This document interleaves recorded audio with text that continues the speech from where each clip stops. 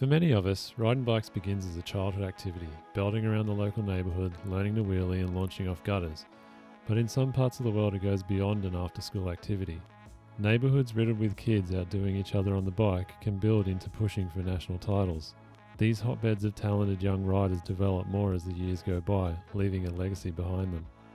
It turns out Yoann Barelli grew up in such a hotbed in the south of France. He started riding with his brother and future world champion Fabien Barel, but the town is also home to legendary downhill racer Nico Velo. There's much racing history in the streets there, but for Yoann, a slightly different path was taken. Most listeners will know Yoann for his exuberant personality, and as it turns out, it played a large role in securing his first professional contract. But as he's matured, his outlook on life and racing has too. Yoann shared how he got started in the sport, how the more recent events in his life and the world have shaped his career, and his thoughts on the environment. I'm AJ Barlas. Welcome to the 7th episode of the NSMB podcast and my conversation with Yoann Barelli. Welcome back, NSMB listeners. We're here in Whistler with Yoann Barelli. Obviously everyone will know that name, but we're here to chat about a few things going on in his life at the moment and some changes that potentially are coming in the near future. So Yoann, welcome. Hi, thank you. So on my drive up to Whistler today, I was thinking that I would do a little warm-up thing first because it's been a while since I've recorded one of these. So instead of finishing with a couple of what I call the straight shots or quick shots at the end, I'm going to start Yoann on that, and I'm pretty much free flying right now. I don't have any written down. Perfect. I like it. So let's go with one. Did you actually check the side of the highway when you drove, and was the highway clean or was it dirty? Oh, good question. I was thinking about it, but I didn't notice any rubbish there. I'm not checking that closely though. Okay.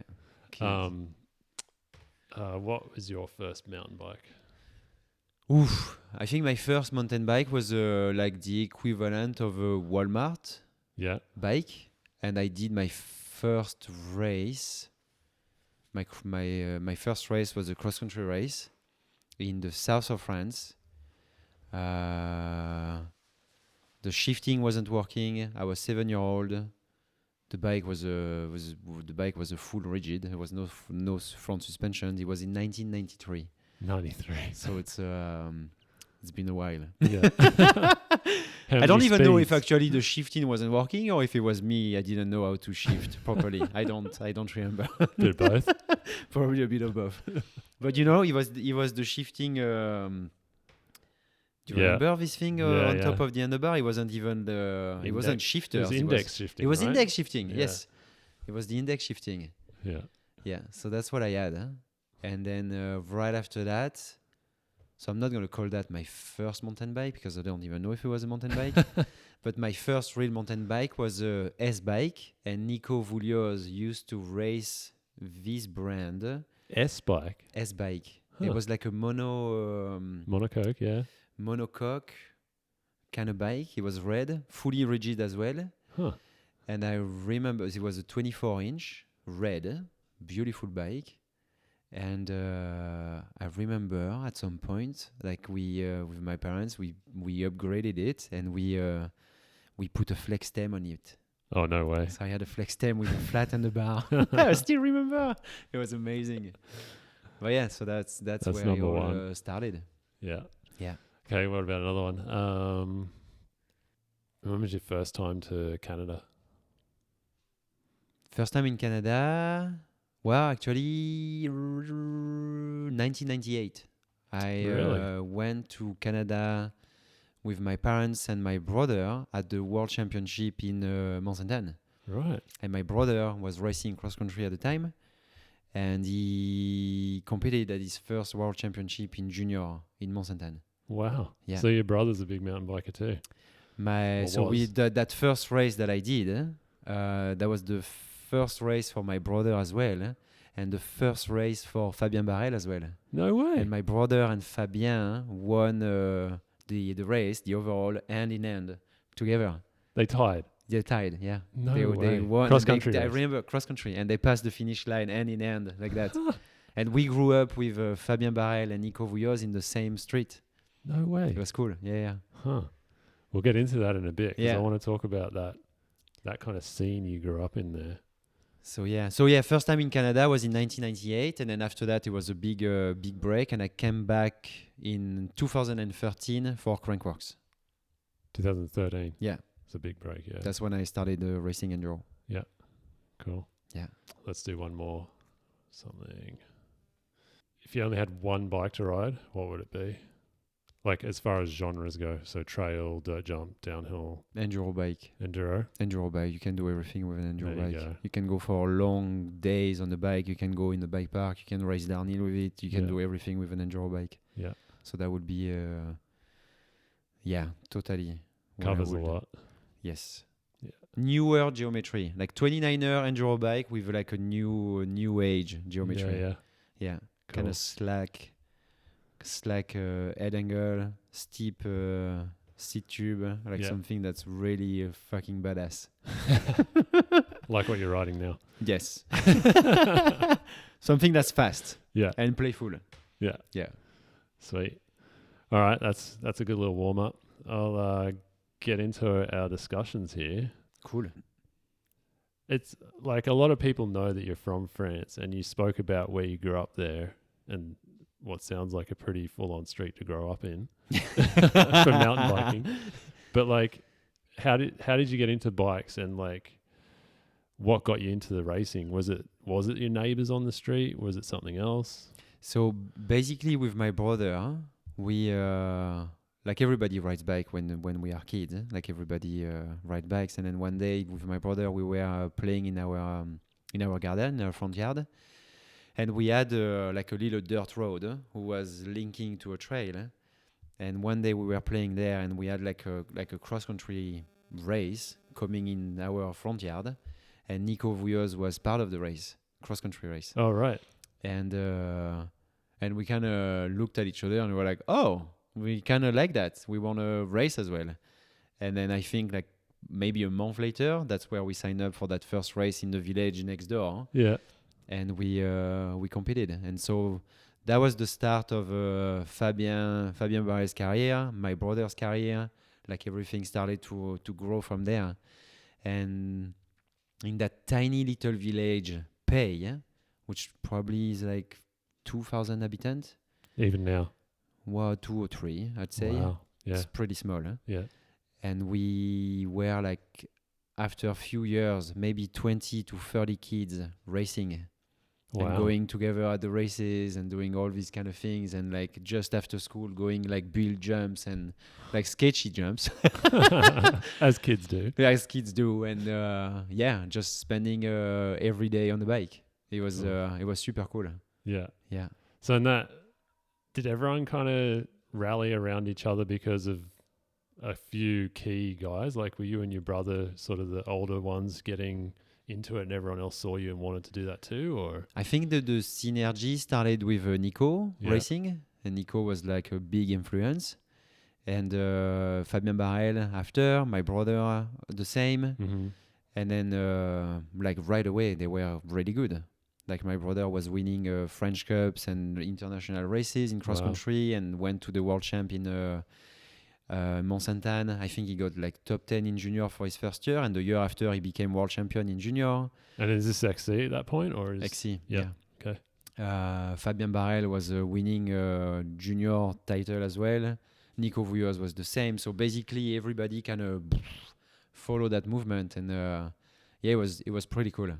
Yeah, and that's Pia. Is that how you pronounce it? How do you pronounce the town you're from? Pey.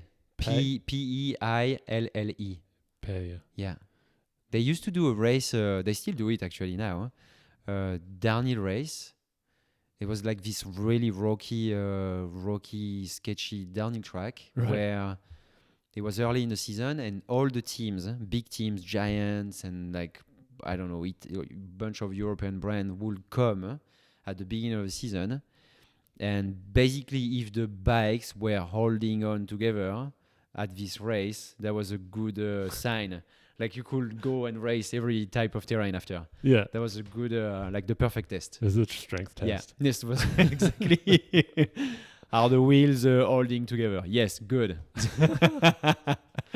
So So that's a pretty prestigious area, hey? Like, is that the same town Loic grew up in, or just is it nearby? Loic grew up 20 minutes 20 minutes Down beside. Down the road. Loris as well. Loris is a neighbor of Loic. Wow. It's pretty cool. That's Karim Amour, Julien Camellini. Oh, really? Yeah. No way. All in the same area. Huh. Camellini was another sort of Velo protege, wasn't he? Yeah, he started. So he was just 1 year older than me, I think. And in junior, he was a machine. Like he was a little bit like Samil. Yeah. Same kind of guy. And he went into elite, and everybody had like super high expectation on him, and he never. He was good. Like I think he did 1 podium in his career in World Cup. Yeah. But that was kind of it. Yeah. And then I think now he owns a bike shop in the south of France. Okay. But yeah, there's a lot of good riders from the south of France. Yeah.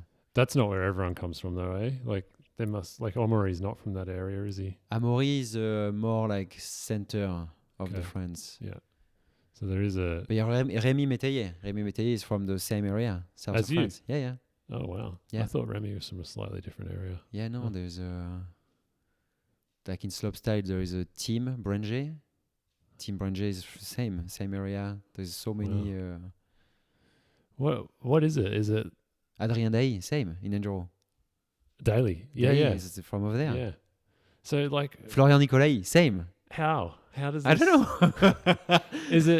Is there a big push in France from like the governing body for cycling, or? Well, I think the French Federation of Cycling is they are putting quite a bit of money. Like even though we used to complain a lot and say, wow, they put all the money into the road and stuff like that. I think that we had quite a big structure in mountain bike, and they used to organize a bunch of like team camps in the winter, like training camps, like with athletes in the winter all together. Yeah. Before the races, like really important races, like European Championship and World Championships, like we used to have camps, right, and doing some proper training stuff, like timing and testing different things, and I think we had this structure from a young age, starting in junior, like even before, and there's a lot of clubs. Like we don't have any clubs here. Right. There's no clubs. Yeah. There's one club in North Vancouver called Devo, I think, here in the Sea to Sky. Okay. But we don't have a club. Right. Like in France, you have in every village, you have a club. You have a mountain bike club. And they put on the events and stuff like that? Yeah, and then you go, like you do every weekend, they do like a ride all together, and they have coaches and stuff like that. And it's like, it's alive, and it brings people all together, and they go to the races together. So, there's a... Yeah. It's kind of cool. Yeah, that is cool. There's a really big dynamic, like group dynamic in France. Yeah. And you can spot, like when you have a prodigy, you're like, holy shit, this kid.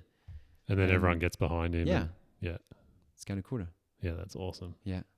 It's made the French a threat for many a podium for many years. Yeah. Right? Like there's always been someone up there. But I think that Canada is now catching up a little bit. There is more structure, and see all the talents that are popping right now from Canada. Yeah. It's still different though, right? Like it's more like individual coaching outfits being like, hey, this kid could do something. Like it's still like people are really isolated still in Canada. Yeah. So it's hard to know who is fast here, but there's a lot that are coming out. Yeah. There's a few names that I can. Yeah, you're probably seeing quite a few now. Watch out, this little girl in a couple years. Yeah. Yeah. So that's like you did a lot of racing, and I checked your results. You had like top 10 Junior World Cup downhill results. Yeah. You've top 20'd in elite World Cup downhill. But the first time I heard of you was when I stumbled across some video, how to become a pro mountain biker. Do you remember that video? I watched it back, and I'll link it in the article for this. But that was the start of my career. That's how my started. Oh yeah, that's how my career started. The funniest shit ever. Yeah, it was so good. Yeah, but I hadn't seen I hadn't seen that kind of energy or anything in mountain biking at the time, so it was really good to see. Like basically what I've realized. So that was in 2013, I think. So basically, I've raced since 1993. In 2004, I became elite French champion. So that was kind of the peak of my career in downhill. Then 2005, I think I got like almost top 15 at the World Championship in elite. Right. 2006 was still good. 2007, like shit was happening. I kind of quit a little bit racing. I went to Australia to travel and do some shit. And I came back. And basically during all that time, there was no money in mountain biking. Right. You could be like top 15 at Worlds, and there was no money. Right. No support, no nothing. It was kind of crazy. Yeah. But then I went to Australia, and then I came back and started to race in 2009 again. And the level really went super high. That's when Samuel was completely dominating everything. Yeah. And the level went crazy. And I was starting to race downhill again in the World Cup. And I couldn't even pass the quali. Like I was completely lost. So when you took that break, was it a break from riding as well? You weren't even riding your bike? Completely no riding for a year and a half. I didn't race, I didn't ride, I didn't do anything. I just wanted to do something else. To learn English. That's why I went to Australia and to just parley hard. Good place for both. But no, it was interesting to come back after. Like it was tough, like really tough. And in 2012, that's when I started to race a little bit enduro as well as downhill. And I really just like French enduros, or like the maxi avalanche, mega avalanche, and stuff like that. And I really liked this concept of like actually spending the full day on the bike, and like you get to ride. Yeah. And in downhill, it's not really the case, really. Like you sit around a lot, you wait, and I kind of needed to ride. I needed to ride. Yeah. So I kind of went into enduro, and in 2013 I had a really small contract with Giant France, and that's when the Enduro World Series started. Right. So I committed to the full series. So with Giant France. With Giant France, they gave me like a €2,000 budget for the full season. Wow. That's like how little money I was getting. So I was working the bike shop and everything. And in 2013, I showed up at the first Enduro World Series, and I saw all these teams. I was like, holy shit, there's something here. Like there's brands are here, like there's amazing riders. The competition was great. And first race, I think I was like top 20 with no support.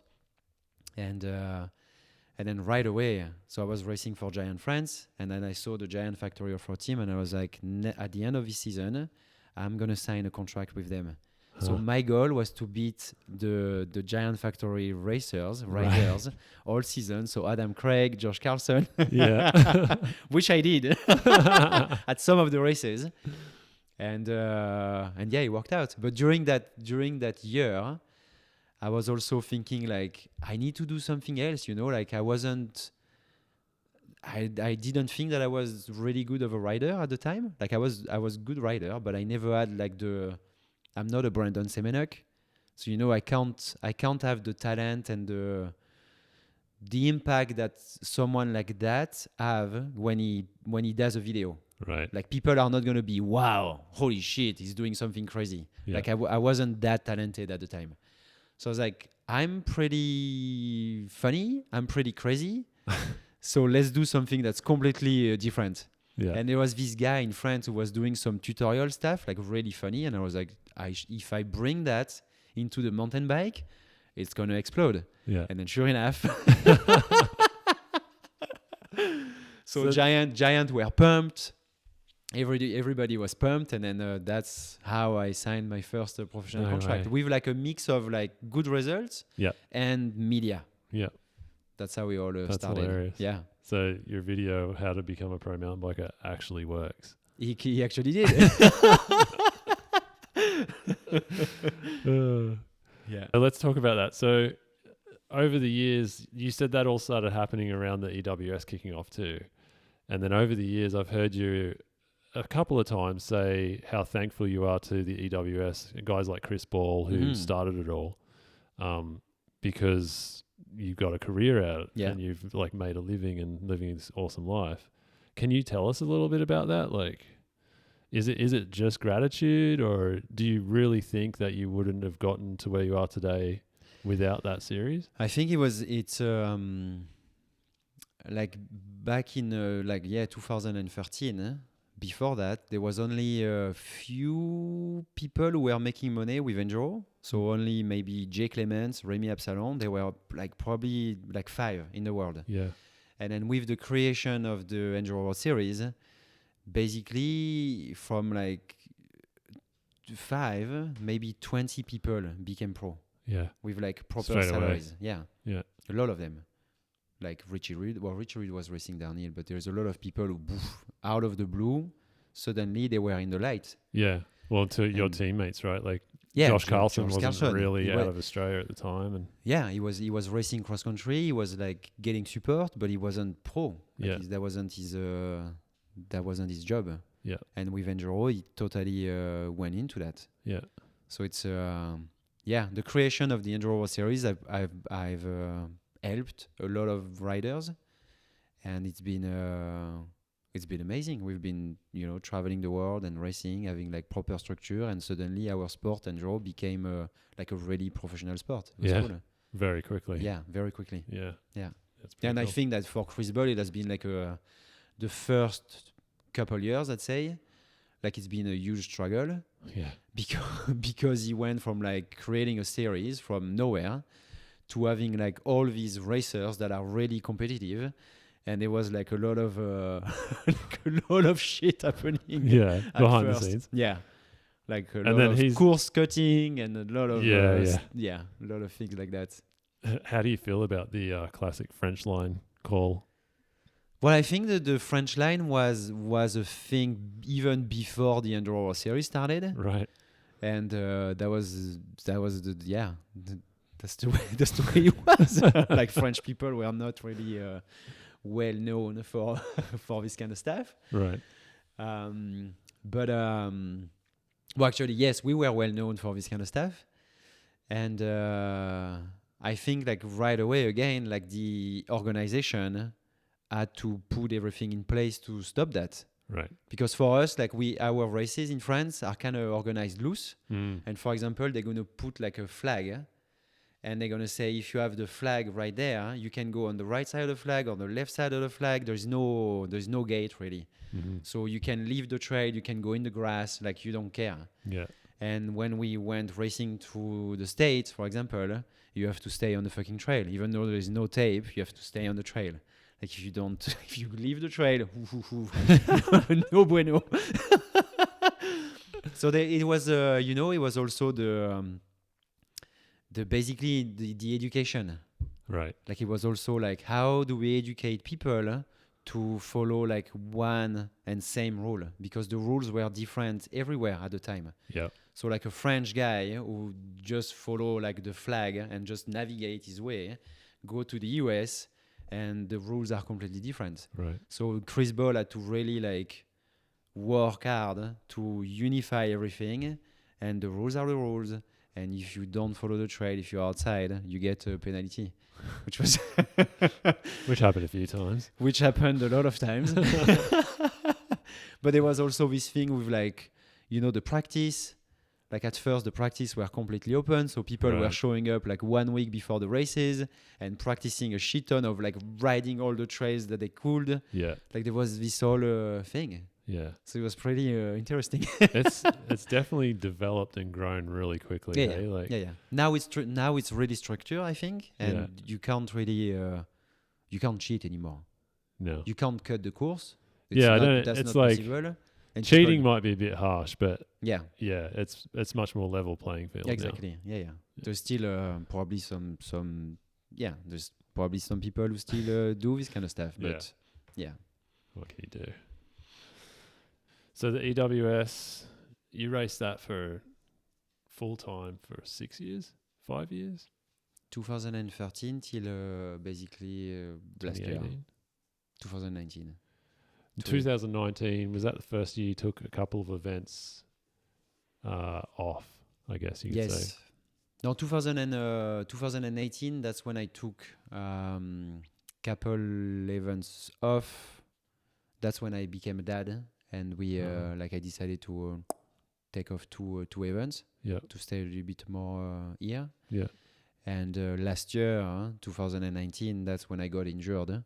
Right. And I only raced 3 races. Okay. It didn't go well. It didn't go well. You weren't up to speed with everyone else. Yeah, it wasn't. He was here, and then he was not. Like, I think he was not at the beginning. Then he came. Then mechanicals happened and stuff like that. So he wasn't like, it wasn't. And then I got hurt, and yeah.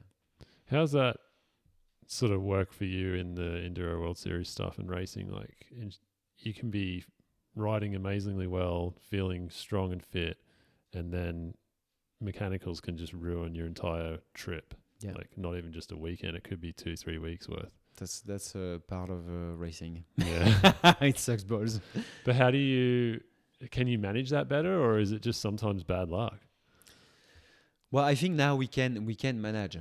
You can decide what kind of component you put on your bike. And there is I think that back in the days and still now, there's some people who takes a lot of risk to gain a little bit of weight on the bike. Right. So they will ride with snakeskin tires or wheels that are not really very strong and stuff like that. And you will see like every races, sometimes the same racers having the same mechanical, and you will be like, you don't learn. just put some real fucking tires. Yeah.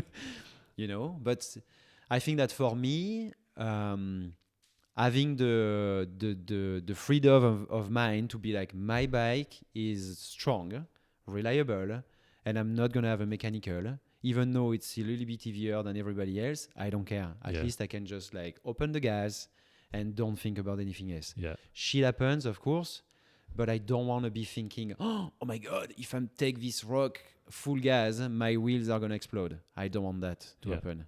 You just want to focus on your race run. You just want to ride. You just don't want to think about that. Yeah, and I guess that's why a lot of guys are running inserts and totally. Like, you see guys running inserts with downhill tires and everything. Yeah. Like you see Jesse or Remy Gauvin. That's what they do. Yeah. They have downhill casing tires and they have Cushcore inside. Yeah. So you don't want to have a flat tire anymore. We are in 2020. We don't want to have flat tires anymore. This is done. Yeah. So you took that break. Well, not a break. You took a step back a bit, I guess. A couple of races here and there. How did your partners feel about that? Is everything cool there? Was it a bit of a conversation you had to have, or? Well, there is always a conversation to have. It's true. But like, for example, a year like this year, like very special year. Yeah. Like, for me to go after what we went through, to travel the world, go to do couple races in Europe, just for the sake of racing, I didn't see myself do that. Okay. I didn't want to put myself into a plane, go all the way over there for a bike race. Like, I don't see that. I don't think it's necessary. And I don't think that we, but that's a different. Like, I'm also not at the beginning of my career anymore. Yeah. Like, I totally understand if like a 25-year-old that's like in the peak of his career is like, yes, I need to do that, and I totally understand that. Yeah. But I'm not in the same phase of my career anymore, and I don't really need to do that. And we had conversation with partners, and we're like, well, I totally understand if I take a little bit of a pay cut, and that's fine. Yeah. Yeah.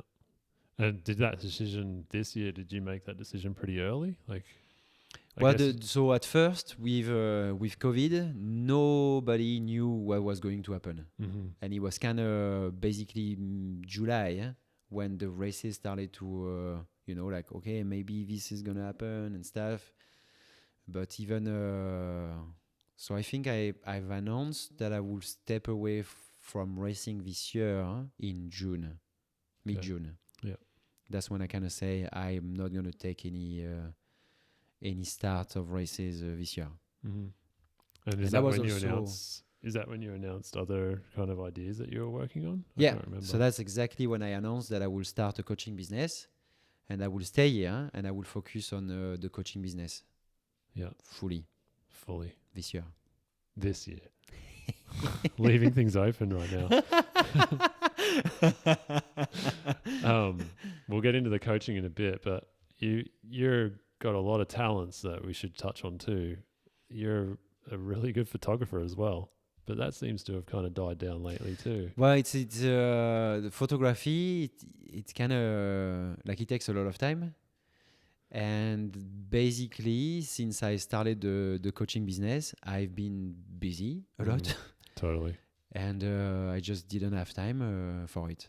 So I still take some photos and stuff every day. Yeah. But I'm not like I just take photos. Yeah. Like here and there, I see a cool thing, bam, I'm gonna take a photo. Yeah. But like I think right now my focus is the coaching business. It was for this year. Yeah.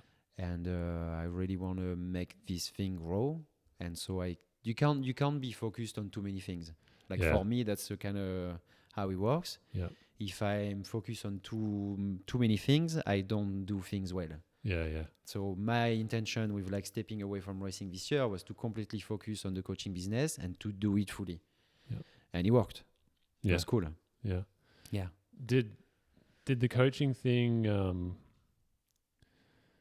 like you've got your video series that you had into the NAR. Yeah. Even that, I didn't have time to do any more videos. Right, this year. But is that what spurred on the actual taking into the NAR to an actual physical product and coaching people with it?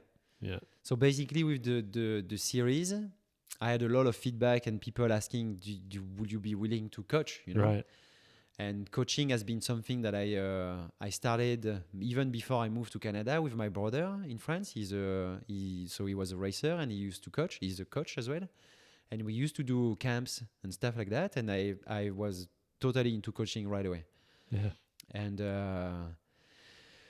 it's a natural, it's kind of a natural thing to do as a racer. Like at the end of my career, at the racing career, I'm not going to become a dentist. Right. Coaching is kind of I have my audience. I have kind of a specific way to see the terrain, and like I have my my attitude and stuff like that. And I think it's a natural way of continuing into the mountain bike world. So you decide to go into coaching, but you have this like pretty well followed YouTube channel too. And you could have gone the whole YouTuber sort of role. What sort of hit you to go the other way? And I can't do that. I've tried. I've tried. Yeah, I've tried. And I had this idea at some point. I was like, I think it would be cool, like to become a YouTuber and to do it fully. And like it's not me. No, it's not me. What do you mean when you say it's not you? Because you're such a personality and you're so good in front of a camera and everything too. But I like to show that. Yeah. I like to do it when I can. But I can't. I don't want to commit. Like if you want to become a YouTuber, it becomes a full-time job. Yeah. Like that becomes your full-time job. Yeah. And it's the same. Like if you do different things on the side, then you can't do it properly. Right. Because you're a YouTuber, I think to make enough money, you have to at least do 2 videos a week. 2 videos a week is a lot. Yeah. That's a lot. And I think at like starting at 50,000 views, that's when you start to have a little revenue. Okay. But like 2 videos a week, 50,000 views every videos to make $1,000 a month. Like So you looked into this. Well, I was interested, and Remy is kind of doing that as well, but it's like the amount of time that he spent on that. It's a full-time job. Like he's never been that busy before, Remy. Wow, it's pretty it's incredible. It's cool. Like it's cool, but it's not me. It's not what you wanted to do. No, I think I have some other stuff to do. Mm-hmm. I have a YouTube channel. I'm still gonna do some videos. I filmed a lot during the coaching and everything. Yeah. So I have some videos that are ready to be edited on my laptop. But sometimes I look at the amount of minutes that I have to edit, like 2 hours of editing. Yeah. Like total that I have to shrink into like 20 minutes. Yeah. I'm like, fucking hell, I don't have time for that. So I will do it during the winter when everything slows down. that's when I will kind of push some videos out there. Let's roll into that. I was going to ask you about your winter and your plans with the coaching. Like, are you going to try and go a bit full steam ahead, or? Well, so right now with coaching, we are only limited to like BC Canadian people. Yeah. Mainly, we didn't get any travelers, like foreigners this year. And we all know that the winter in Canada is winter. Yeah. So everything is slowing down now. The plan will be in the future maybe to do some camps away. Yeah. Not in Canada. Right. But this year it's not gonna happen. So the coaching is gonna slow down. That's natural. But there is some other things. Some other things during that time. So some other things that I need to work on for the future. Johan's being very secretive about something special going on here. Cool. So with Into the Na, yeah. Am I right in thinking it's not just you coaching? You've got other coaches working with you too? So it depends. Depends. The Into the Na experience is something that I propose to my clients in the C2 Sky for now. And I'm the coach. Okay. Then we've organized some skills clinic in September, like twice a week for 2 hours a night. And that was open for everybody. And we were working on skills, how to drop, how to jump, how to do like a nose turn, how to do all these kind of things that you need to be a good mountain biker. Right. And we hired some coaches for that. Then we organized the camp at the Coast Gravity Park 10 days ago. And we also hired some coaches for that. So you're doing lots of different stuff. Coaching can we can go anywhere, really. Yeah. The sky is the limit. Well, like you said, you could do trips. Have you coached in Mexico before? Didn't you have a coaching? We did a camp last year with Big Mountain, right. Chris Winter. Yeah. So you could do more of that kind of stuff. In the Baja, there is also southern Mexico, Oaxaca. How you say Oaxaca? Oaxaca. These guys are interested in doing stuff. There's a bunch of cool little things that you can do. So you could still travel. You can still travel, but right now not right now. Not right now. Yeah. Do you and your staff have certification? Like, how do you operate that? Yeah. So in May, end of May, I passed my PMBI level 1. Yeah. So basically, level 1 it gives you the basics and the certification to teach beginners. Okay. And for insurance purposes, you need some sort of a certification. Right. So level 1 is really basic.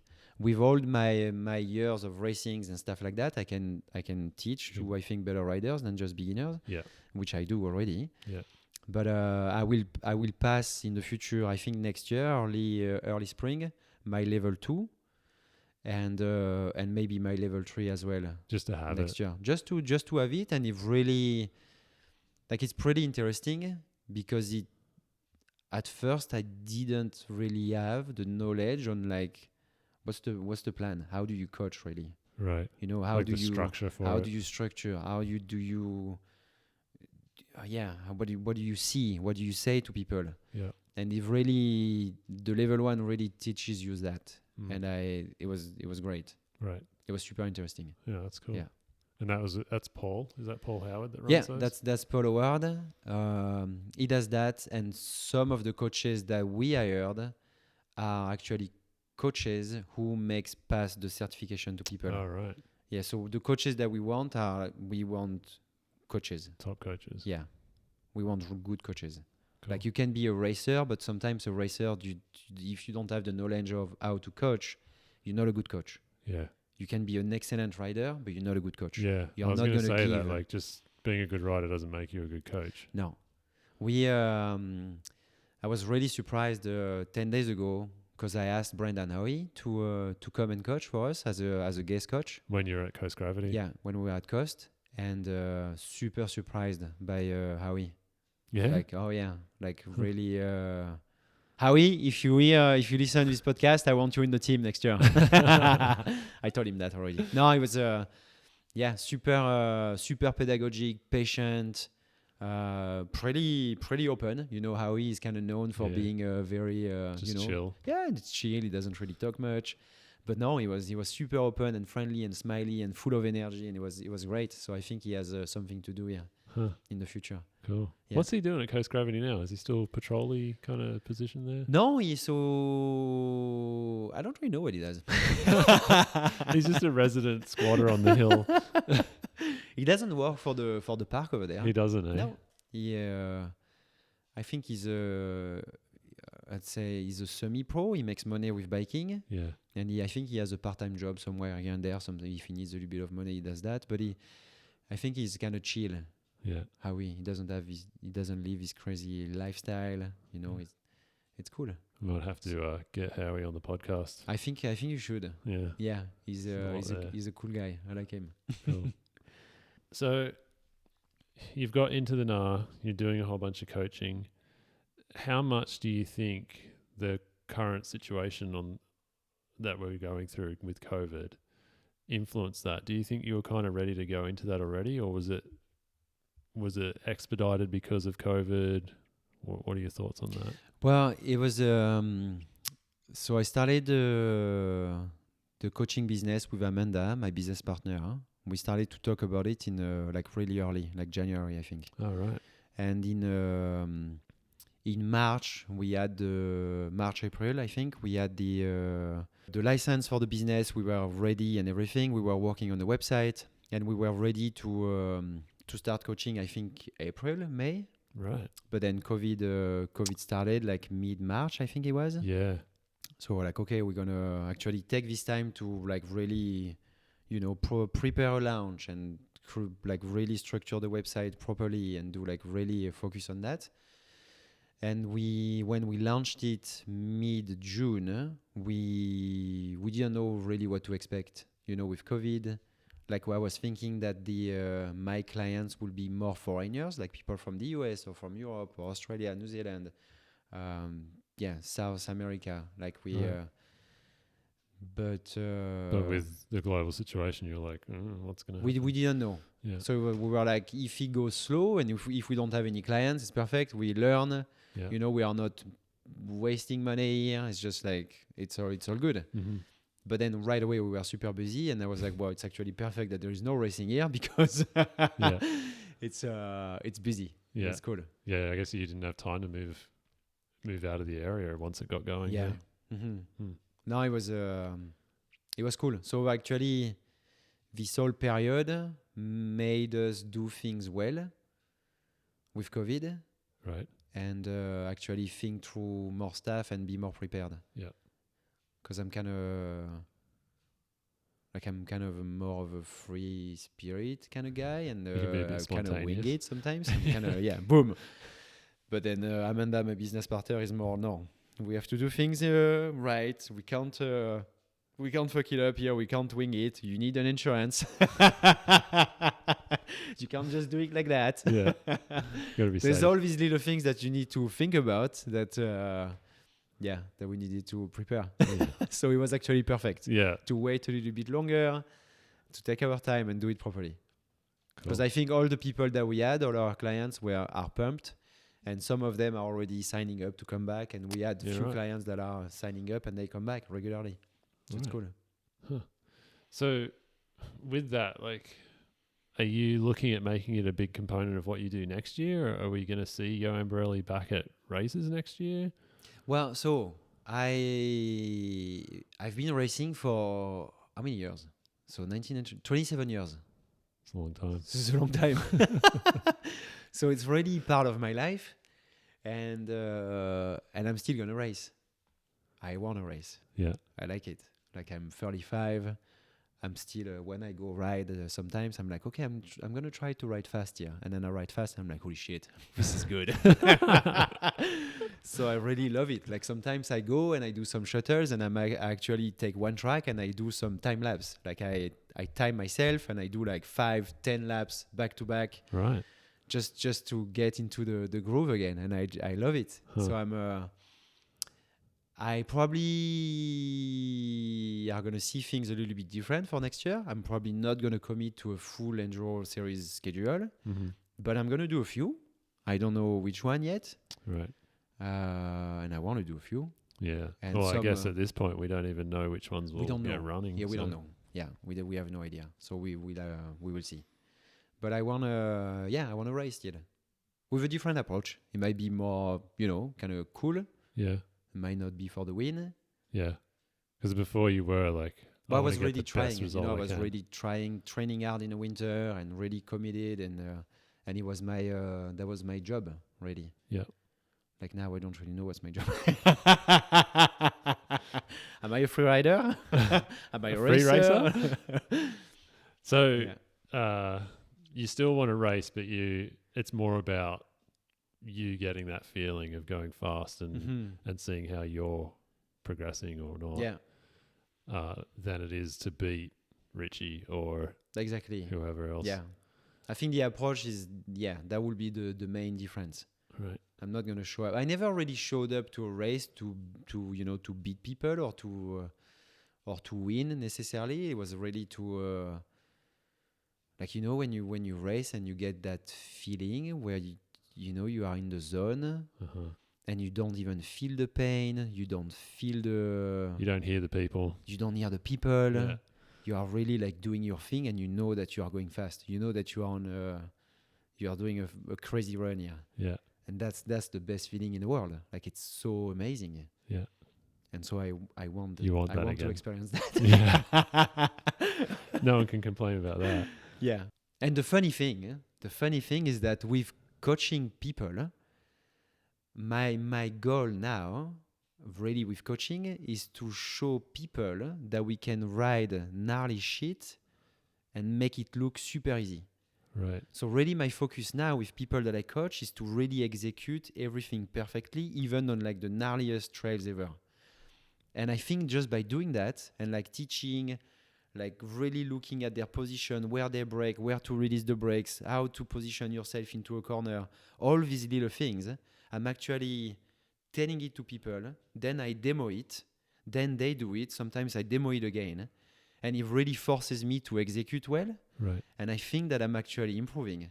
All right. Like really. Technically, I guess. Technically. Yeah. By a lot. So now when I see things, there is some stuff that I used to look at. And like even a couple years ago, I would look at that and I would say, I would never do that. Huh. But now I just show up to it. I look at it. I'm like, totally makes sense now. And I just do it. Huh. It's pretty cool. Yeah, it is cool. You're still progressing even at the level you're at. I'm really progressing right now. It's cool. Like no technically, I'm really progressing in terms of like speed and fitness and stuff. I haven't been training, so I'm not progressing. That's for sure. Mm-hmm. But in terms of like this ability to read the terrain quickly and to execute, totally, which is kind of cool. Yeah. Do you think you will train? You said you're not training or anything like that. I will train this winter. Yeah, you will train. Yeah. Just not as much as you used to. Well, it's going to be a different approach. Like I think for the last few years, I've been like really going hard at the gym in the winter and really kind of pushing away the biking a little bit to the side. Yeah. Really training physically. And I think my approach would change completely. It will be less strength training, like maybe twice a week, three times at the most. Yeah. But riding a lot. Yeah. Really committing to riding and getting the miles done and having this feeling on the bike. So do you think that mindset came from your experiences you were just talking about, how you're seeing yourself progressing in technical situations? Yeah. Well, it's also, we go through phases in life. True. What used to work for me 5 years ago doesn't mean that it will work now. Right. Like I'm older. Or I'm younger. I don't know. Mentally, I'm younger. But no, the approach is different, and you need to adapt. Yeah. Like I think that back in the days, like 5 years ago, it was really like my focus was training out physically because I knew that I wasn't the best physically. So it was like really train to get better. But I think that now we will be more like, okay, just ride your fucking bike, have fun, and just send it, open the gas. So be strong, but really be... like if you take, for example, the example of Sam Hill, Sam, I don't think that he is the strongest rider in the circuit in enduro. Like fitness-wise and stuff. Fitness-wise. I don't think he is. Yeah. Like if you look at Sam, he's not like the most athletic guy. And I think like if we take his wattage on a bike and like like I don't think he's the best. Yeah, he's not pushing any records or anything. No, he would be very average plus. But you put him on a bike, and his ability to corner is like completely next level. Yeah, the guy can exit a corner way faster than anybody else, and he doesn't have to pedal as much. So there is something there. Do you see that like as a high level racer and rider yourself? Do you still see that yourself when someone like Sam comes through? Do you go, oh shit, he's going really fast out of that corner? So all the other guys are seeing it too. They're just like, wow, how does he do that? Yeah. Like I still remember this video of Sam in Chile 3 years ago. It was 3 years ago, 2018. And he basically blew everybody's mind. The speed that he went in that section. Is this the open drift that he did? The open drift that he's doing like for 20 seconds. And I remember watching this video and I was like, holy shit. Like just in one section, this little section, he was probably 5 seconds faster than me. No way. For sure. Wow.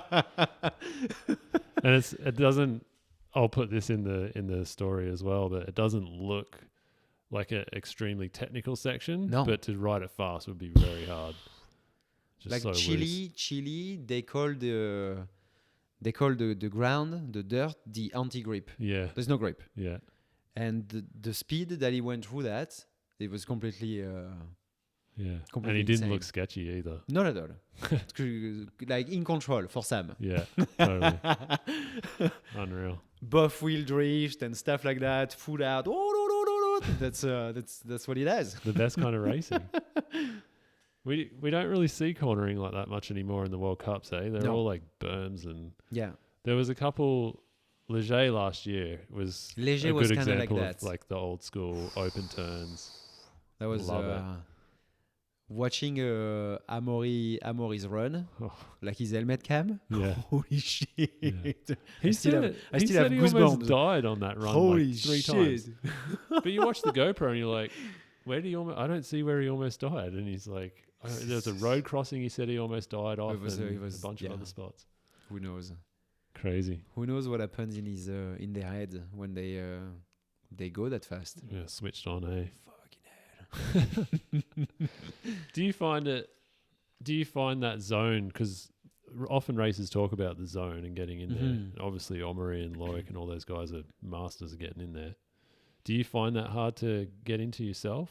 Yeah, you do, eh? Yeah. It's not something that you go just at the demand like that. Yeah. Like it takes a lot, and I think it's just a switch at some point. Yeah. And sometimes you can run a full year without reaching this feeling. Right. And I think that's when you overthink things, you're really in your mind. You think too much, and I think that if you are like that in this state, you will never get into the zone. Right. I think the zone is very like an intuitive kind of riding. Yeah. You're not thinking anymore. You just it's just happening in the moment. Yeah.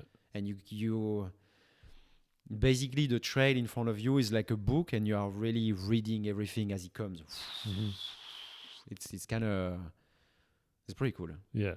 Is that what gets you so excited to race, you think? It's like, is the challenge of trying to get into that zone? Yeah, and I think you can do it on like really small sections. Like for example, if you do like a big gap or something like that, if you are the first one doing it, it's the first time you're doing it, there's nobody to show you. You have to get into the zone. And sometimes with the stuff that I've done this year, like I've gotten into that, which was cool. You show up, you look at the takeoff, the landing, and everything needs to make sense. For me, that's how it kind of works. Right. Like I really go with the instinct, and then I get into my zone. I'm like, okay, I do a run in. I kind of check it. I'm like, okay, I think that's the speed I need, and then you go into that motion, and then send it, land. You're like, holy fuck, that was amazing. Snap out. You said you've been trying a lot of stuff like that this year, like I guess experimenting with your writing. Yeah. How's that been going? Like, what are amazing. What are you learning? Well, I've been so again with not traveling. I think it opened me a lot of room to actually explore my backyard a little bit more, and to discover some really old school stunts that Richie Schley did, Brett Tippie, Wade Simmons, all these guys. And in Whistler, Squamish, Pemberton, you go a little bit off the beaten path sometimes, and you see some stuff, and you're like, holy shit, they jumped here 20 years ago. Yeah. And sometimes they don't need a lot of work. You know, you change two things, you make it more rideable for our type of riding now, and it goes. And it's been really interesting for me to do this kind of stuff and to really explore. And again, like, where is my limit here? Because things make sense. You know, like sometimes I see a jump, I kind of do a few things, and I look at it and I'm like, yeah, it goes. Like, even if it's like 30 feet tall to long, I'm like, that's a big serious thing. And even on my trail back, I'm like, it's fine, it goes. Boom. Done. What's that mindset? Are you pushing yourself here, or is it just you show up and you feel it, or you don't? No, it's really by feel. Like, there is some stuff that we are working on with one of my buddy, Audric, and a few big stunts. And we saw them for the first time. We kind of looked at them. I was like, this one doesn't make sense here. That I can't really make everything connect. Right. And we changed a few things, and we are almost at the end to finish one. And so that's going to be probably next month. Big one. Yeah? You're going to see that one? Yeah, you're going to see that one. Everybody's going to see that one. That's awesome. I want to go do the Toonie drop. No, you don't. I do. I think I'm going to go down to Vancouver and check it out again. Yeah. Just to see. Because I think the last time I saw it was like probably 4 or 5 years ago. Uh-huh. And I was actually pretty pumped when I jumped the one on the side. Yeah. You know, there's a baby one, which is still big. It's still big, but it's a baby one. Yeah, what is it? Half the size of the big one? Was like not even. Not even. Yeah, shit. Not even. The big one is big, and the landing is it's sniper. Like, it's a very short landing. You can't come too short. You can't come too long. You have to be perfect. So I want to go check it out. Just to see how I feel. You know, I can be at the top and be, oh yeah, it goes. That's my saying, actually. It goes. It goes. So if it goes, it's on. If it goes, it goes. I'm going.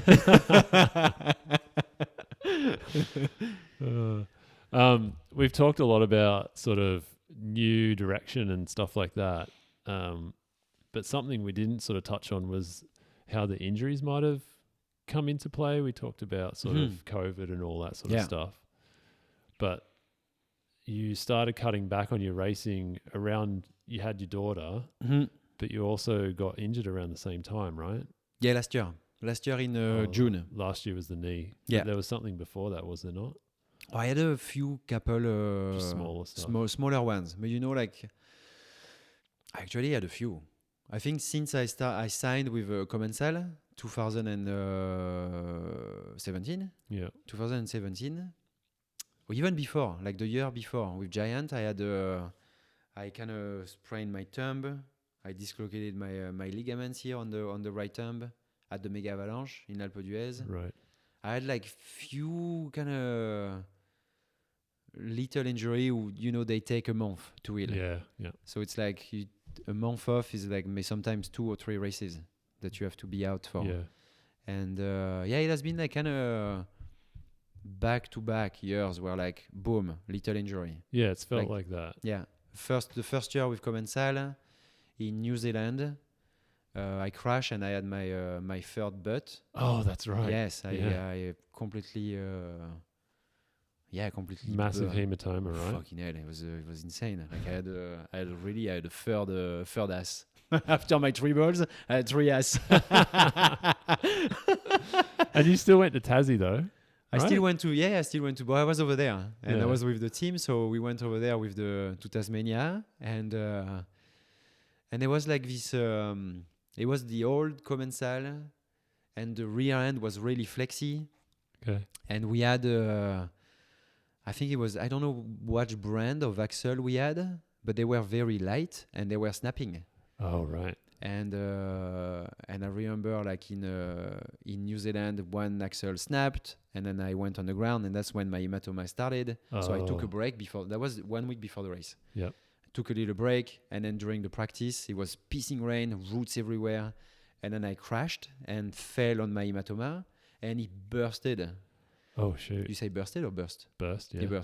It burst, and then my butt became huge, like complete, like massive. And went to Tasmania, took a little bit of a break, started the practice, did a jump during the practice, rear axle snapped again, oh, no. boom, back on the ground again. So we were like, okay, we need to change that, and we completely changed all the axle of every bikes, and the problem was solved for the future. Yeah. But yeah, it was like every year there has been a little something happening.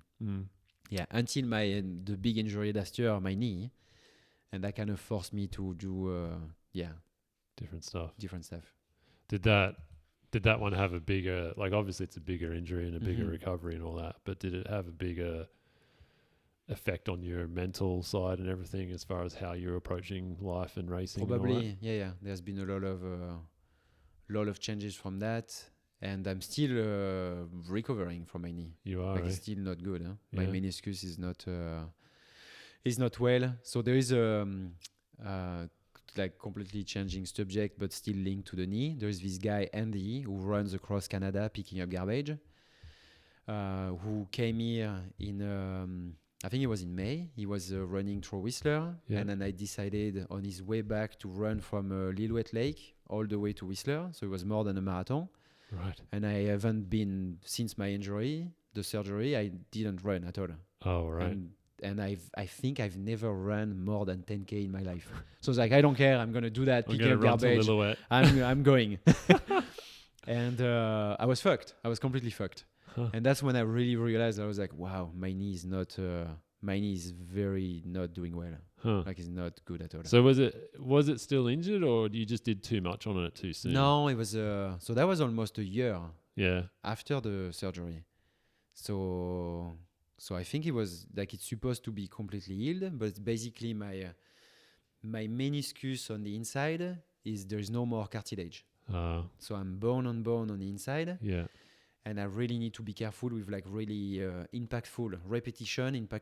Yeah. So basically it gets inflamed. And if it gets inflamed, I need to stop for like a few days. Yeah. And last week, Andy came back for his fall cleanup up on the highway. And I wanted to run from almost Squamish all the way to Pamby, to Whistler. Yeah. So another marathon. Yeah. And after 25K, I had to stop. Oh, you couldn't do it? I couldn't do it. No. Like, I couldn't do it.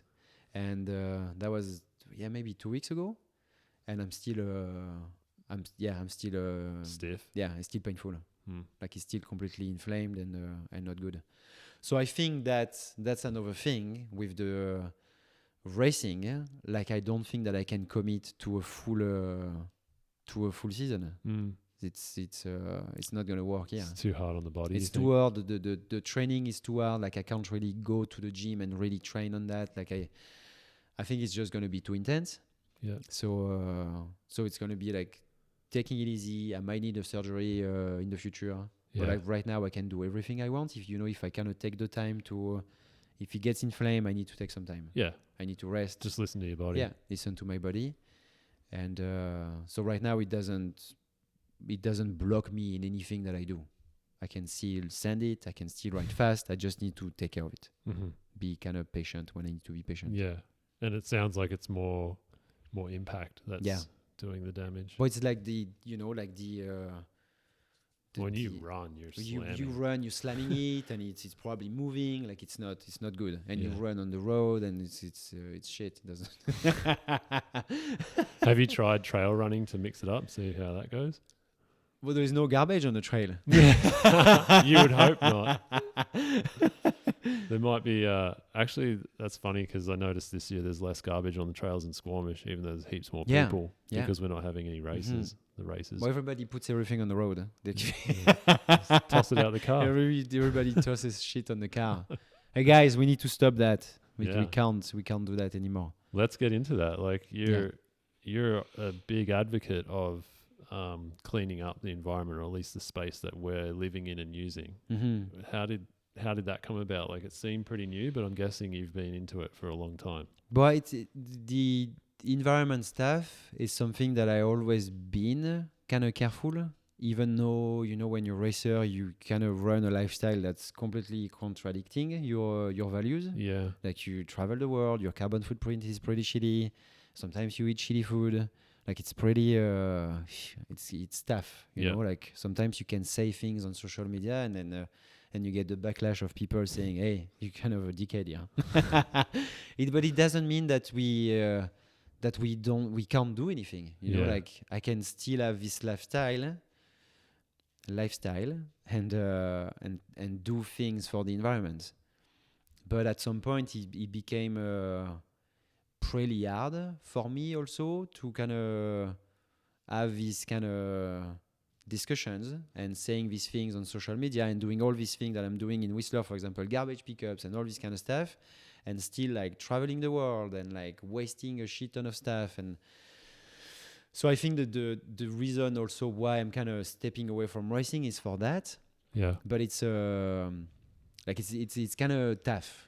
So, you know, next year I will be racing again. I might travel if we can travel, but it will be like, I would like to find a way to, I don't know, to offset my carbon footprint. Yeah. Or maybe when I go to the races, organize some garbage pickups, which we were supposed to organize this year with the Enduro World Series. We had all this plan that at all the races, we will do like one day before during the week before the race, we would organize like a garbage pickup where everybody can be together, top racers, locals, and anybody, and do like garbage pickups. That's awesome. So that was going to happen this year. That was going to happen this year. Then everything got shut down, and yeah. But if I do a few EWS, I would love to do that, and maybe some other things for like locally. Like, what can we do when we go to Colombia, for example? What can we do to help? Yeah. Like, what can we do to help in Chile, for example? Yeah. Like, what's kind of the message? That's really cool. I don't want to travel just for the sake of racing anymore. Come in, do your thing, and then get out. And then you go. Leave your rubbish behind. Yeah, it would be cool if there is something behind. Yeah, that's really good. Go to school. You know, you go visit some schools and kind of teach kids how to bike and do like some sort of clinics as well and stuff like that for free. Yeah. You know, it can be something really useful. Community help. Community, right? Yeah. There's a lot of that in the professional surfing world. I know. They have like do that. It's usually related to water. Yeah. They do beach cleaning. They do that too, in the World Surf League. Yeah, last couple of years. Yeah, that's a really good idea. Yeah. I like that. You got to try. I mean, everyone needs to make a living. Totally. I love watching racing, so I need people to be going around the place racing. Yeah. Not just me, everyone does, but lots of people too. I had no idea about that. That's really cool. Is that working with Chris and Nat and each organizers? All right, each event. Yeah. Yeah, but everybody, I sent an email to all the organizers for all the races this year, and everybody was pumped. The response was so positive. It was super cool. Yeah. Like Colombia, Chile, France, Italy, everybody. Yeah. It was cool. Have you had any other ideas or thoughts about how to minimize your own carbon footprint? I guess the idea is to become carbon neutral, right? The idea is that, and it's it's a lot with our education and how we consume, really. Like what we eat, what we consume, what we buy. And there's a lot of ways you can contribute. You can organize like little community event where you go pick up people's shit, and like the reason why I'm plant-based as well. Like I'm not vegan. I don't really like the label vegan, because I think it's very It's kind of. Well, it's got like a. I think that you can pretty do negative things feel using around it now. animals in a nice way. Like, if you go to see a little artisan, like he has like 2 cows, and he does his own cheese and stuff like that. Right. And the babies are still with the moms. Like, there is no violence here. That's fine, I think. Right. But it's just like the way we consume. If we do, you can do a lot of things. If you do everything with moderation, I think there wouldn't be a lot of issues. Well, way less issues on the planet. Right. It's just that we over consume. Yeah. We always want more. In every way too, not just In every way. buying products. Like we overdo the amount of travel and Exactly. stuff like that. Like too Like many children and Exactly. stuff. Yeah. Yeah. Yeah. So there's a lot of little ways. It's just like find your cause, Mm-hmm. and then stick to it for a little bit and try, and then maybe this cause is going to become more natural, and then you're going to be open for another cause, and like it's always like a work in progress. Yeah. You can't just like right away boom. You Cut do off. we don't want perfection. We want better. Yeah. That's what we need in the world. So we're talking about the amount we consume and obviously the rubbish that comes with that. For me, a lot of the struggle is the amount of plastic that we see. Yeah. And I feel like recycling right now is not enough. Like there needs to be something done higher up. I don't know if we can do it ourselves as just like pawns in the system or whatever you want to call us, but plastic just needs to stop because now you go to a grocery store, what can you buy that's not wrapped in plastic at some stage? Everything's in plastic. Everything's in plastic. Is insane. It's crazy. Like it's totally crazy. And I think that even the governments, I don't know if do they really do like recycling? Like how many percent of the thing that we recycle are actually recycled? Yeah. Like what's the? We don't know anymore. We don't know. Yeah. Like we don't know that. There's like stats a little bit here and there, but we don't really know. We don't have any track of that. Yeah. Yeah. Huh. The one of the problem I think is that because we overconsume everything and we don't recycle properly, there is so like the amount of waste that we do is kind of crazy. Yeah. And at some point we're gonna run out of resources. Like it's gonna happen. Mm. Yeah. It's very real. Yeah, it's gonna happen. Yeah. It's gonna happen with gas. Yeah. It's gonna happen with all these things. But for me, it's the same. Like everybody goes like we have to go towards the electric, but the shit that we put in the batteries is the same. Right. Like it's like we leaving one problem, gas, going to another one. Yeah. So there is no like one solution. I think there's a lot of different things that we can do again, and it's just like doing it, boom, slowing down. We just need to slow down a little bit. Yeah. Yeah. But it's you'd think the COVID would have system. made us do that, but it hasn't really. No. More people are buying. The system doesn't really allow us to slow down. Mm. We can't really. Like how? What? Do we go back like? Yeah, 200 years. Yeah, 200 years ago. Like what's the thing? Yeah. Yeah. Huh. It's a tough one. It is tough. Yeah. And it's you're like you want to say don't buy things, don't buy anything unless you really need it, and then it's like at the same time a lot of us are working in some capacity to sell things. Yeah. So that's my job. Yeah. That's my job. Yeah. I'm basically brands pay me to sell products. Yeah. So I'm kind of again like it's not really. But you ride a metal bike. I ride an aluminum bike. Yeah. And 80% of this aluminum bike, this aluminum frame that I have, I know that it's part recycled. Oh yeah. Yeah. They actually do, eh? But they don't necessarily use recycled aluminum. But 80% of the aluminum that's in cycle right now is recycled. Oh, that's awesome. So there is 80% of my commensal here that's recycled aluminum. That's really good. No matter what. Is there a stat like that for carbon that you know of? Carbon is not recyclable. None of it's recyclable. There's a few processes, but the process to recycle carbon is actually more impactful than I thought I heard that. Yeah. Just putting carbon in a landfill. So you can downcycle carbon For example, a carbon frame, you could actually cut it and make something else out of that. You can downcycle it, but you can't recycle carbon right now. There's a few brands that do that. I think there's a wheel company. Revel or something like that. Revel, I think, and they have like this kind of process that they say that they can use recycled carbon and they can recycle their carbon. Yeah. But it's the same, like, what's the like in terms of price, like is it really we can do it, but do they actually do it? Yeah. Is it like, you know, how many people are actually sending their stuff back to have it done? Yeah. We don't really know that, but there is stuff out there. There's a few little brands that are doing pretty cool shit, like component stuff. Like we partnered with like a fender company called Right Guard, and all their fenders are made of out of recycled plastic, like discarded plastic that people pick up from like roads and stuff like that. Yeah. So they use this plastic, boom, and they make fenders out of it, which is kind of cool. So that's really cool. But I've always had the question: what happens to that product once your mudguard is done? Can they recycle that again somehow? You can recycle it. Yeah. Right.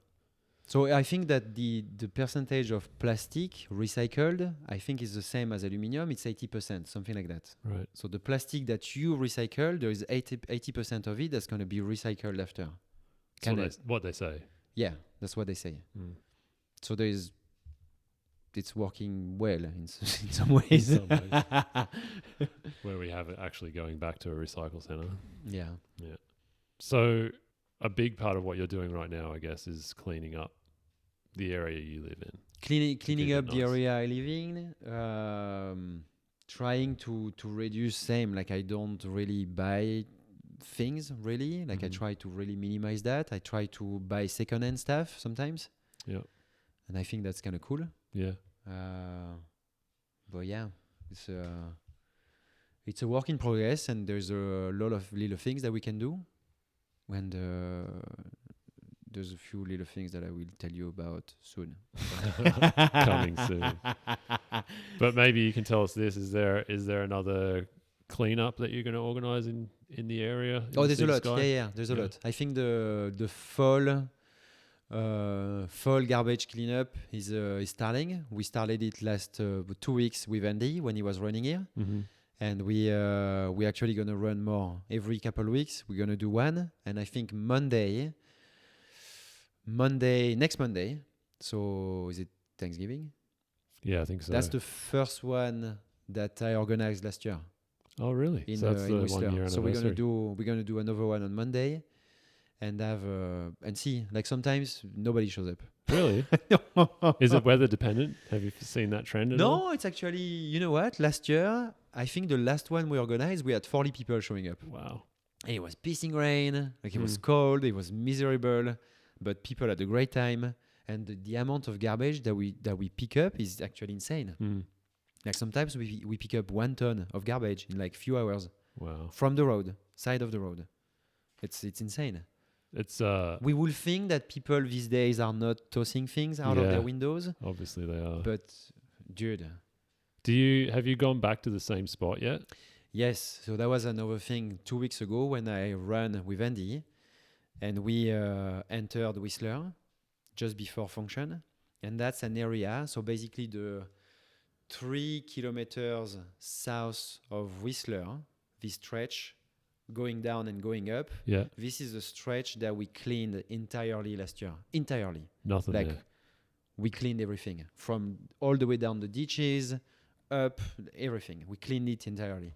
And we ran back with Andy, and it was even more dirty than the way we left it last year, a year ago. Wow. And the funny thing is that last year during the winter, when we were doing that, we were like, holy shit. But we were thinking, what? Because of all the tourists. All the tourists are here, nobody really cares. They are in Whistler, they toss their shit. The Muni is going to do it. But this year, we didn't have any tourists. And it's still messy. So the people that are dirty is us. It's Canadians. Yeah. It's us. Yeah. So it's really shitty. So it was really tough 2 weeks ago running and seeing that. I was like, so we are not learning. We don't learn. We don't learn. Yeah. Like I was actually reminding myself, like, you remember the 1 month before, like during COVID, the first month. Yeah. Like it was stressful. Everybody shut down. Nobody was working anymore. Mm-hmm. Like Whistler was completely empty. But there was this wave of like people trying to reinvent themselves. Yeah. You know, like it was kind of cool. Yeah. Like everybody was at home. Nobody was doing anything but trying to find ways to be creative and stuff like that. And I was like looking at now what we are doing like just today, and we are completely back to normal. Yeah. And we're not we still got COVID. We're still at COVID, but we are back to normal. We are back in our everyday life. Nothing has changed. Yeah. And woof, we carry on. We haven't learned anything. Yeah. I feel the same. Yeah. Mm. It's kind of, I think that humans, we are really good at reacting when we have a problem. We react and we adapt ourselves. But when we are the head in the wall, that we are good at doing that. But to anticipate things, we are not good. Yeah. Right now we have all these signs and scientists telling us that we need to fucking be careful because shit's gonna happen. Yeah. But we can't make the change. It seems that we are completely blind. Yeah. Like, what are we waiting for? Yeah, I don't know what the solution is, but I totally hear where you're coming from. Yeah. We leave everything to the last minute. But yeah. Just naturally. And I don't know. Yeah, I don't know what's the solution really. Nuke ourselves. Yeah. It's pretty morbid, but maybe it's the only way to save the planet. We're going to shred. That's what we're going to do. Well, I've had some people say, just stick your head in the sand. Everything's negative right now. But don't want to do that. Yeah, I don't know if that's the... Yeah. Huh. So with all that said, what's next for Johan? What's next for Johan? So right now, I think I'm going to get dressed. And I'm going to go send a big jump because I need that. You're going to do it today? I'm going to do no, not the jump over there. I'm probably going to go back to like one drop on AC/DC that I restored like a few weeks ago. Uh-huh. And I just want to go back to it and kind of do it again. I need my adrenaline rush at least like every couple of days. Yeah. I need to do something kind of cool for myself. That's good. Kind of like that. But yeah, for the future, we'll see. A lot of things. A lot of things in the works. The sky is the limit. And his lips are tired. Exactly. Thanks, Johan. Thank you. And with that, we finish the 7th NSMB podcast. If you made it this far, thanks for listening. We hope you enjoyed the conversation with Johan Borelli. Be sure to subscribe wherever you listen and let us know what you think. You can also check nsmb.com for regular MTB content. We'll be back soon with a new episode for your listening pleasure. Until then, go ride your bike.